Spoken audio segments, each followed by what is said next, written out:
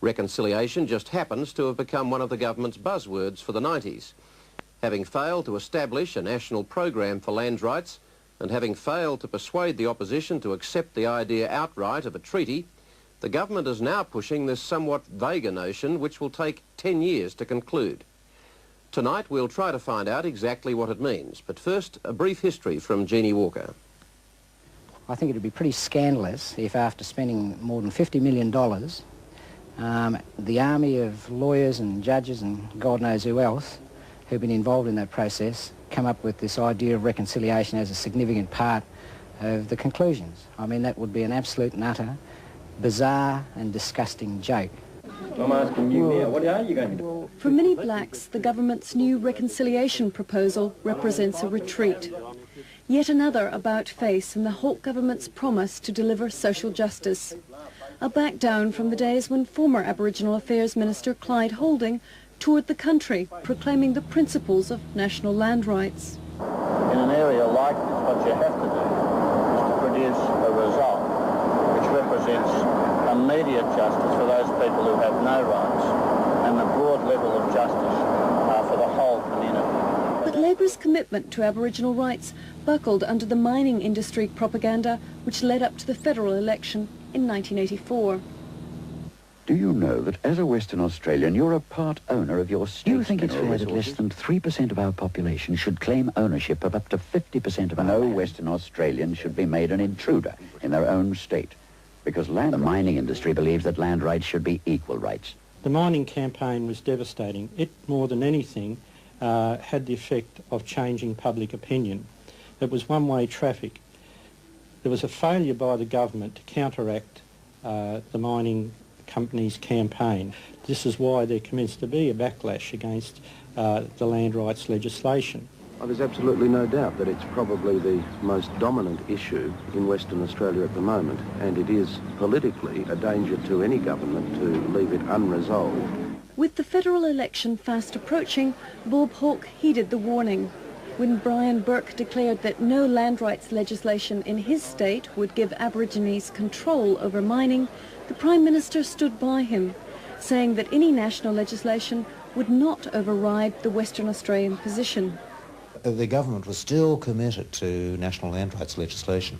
In February of 1985, the Minister Clyde Holding introduced his preferred national land rights model, and this was very different from the ALP policy.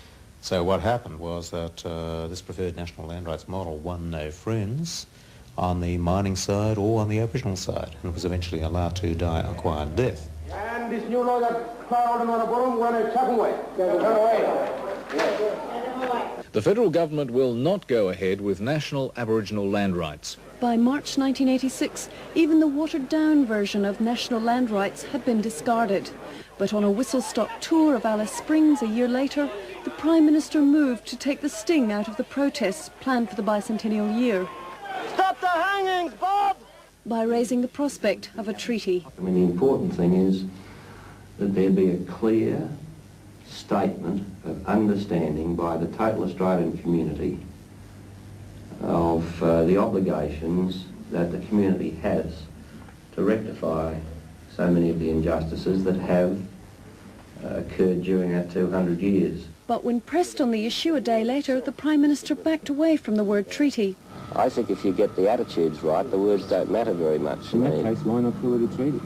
Well, if you rouse undue expectations by a word, if people say that of itself is going to do something, I'm not sure that's wise. Yet the Prime Minister was prepared to raise expectations at Burunga in the Northern Territory in June 1988. That there shall be a treaty negotiated between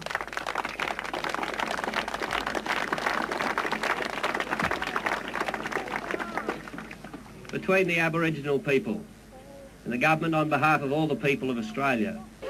When Aborigines presented him with their own treaty claims, he went on to talk of a committee of 7 traditional elders and a consultation process culminating in an Australia-wide convention. That these processes should start before the end of this year, and that we would expect and hope and work for the conclusion of such a treaty before the end of the life of this Parliament. opposition reaction was swift and vehement. The absurd notion of a nation trying to make a treaty with some of its own citizens could be quite horrendous. Mr. Howard, would you mind signing this treaty with the Aborigines? Treaty? No, thanks. I've already got one with the Nationals. 1988 was really the last throw of the dice. That was the last chance they had to show the Aboriginal people that they had some integrity and honesty in this matter. It was the appropriate time to do it. They failed to do it. It was words. So, to secure bipartisanship, the idea of a treaty was dropped. And under a new Minister for Aboriginal Affairs, Robert Tickner, the government now offers a process of reconciliation. This process will involve a council of 25 people, half Aboriginal and half non-Aboriginal, meeting over the next 10 years until the year 2001, to educate the general public about Aboriginal culture and aspirations, and to consult widely about whether there should be a formal document. The vagueness of this proposal has been received with scepticism after the firm promise of a treaty only 3 years ago. Aboriginal activist Gary Foley was amazed to be offered council membership, given his views on the policy. Mr Tickner quite specifically asked me to chair the National Committee of Reconciliation. He asked me to be the chairperson of it. And as I say, I was forced to knock him back. What did you think of that request? I was pretty insulted by it because anybody who knew anything about the position that I'd taken in relation to the reconciliation package would have known that I was totally opposed to it as a farce and a fraud. Robert Tickner is still courting wider Aboriginal community support for his reconciliation plan. Let me make it very clear, and again you've got to judge by results, but I am not about associating myself with any proposal for an instrument of reconciliation, or call it what you like, that isn't going to be something worth fighting for.